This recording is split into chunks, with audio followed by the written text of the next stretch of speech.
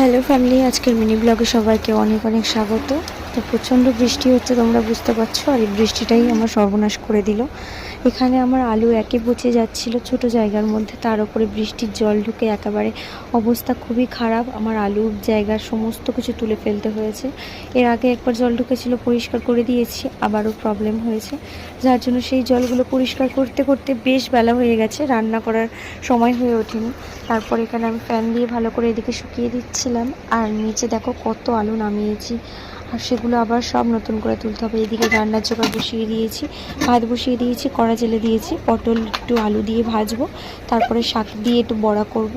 একটু কুলপো শাক দিয়েছিলাম, একটু শিউলি ফুলের পাতা মানে বড়া মতো করেছিলাম, বেশ ভালো লেগেছিলো। ঠান্ডাও চলে যায় শিউলি পাতার বড়া খেলে।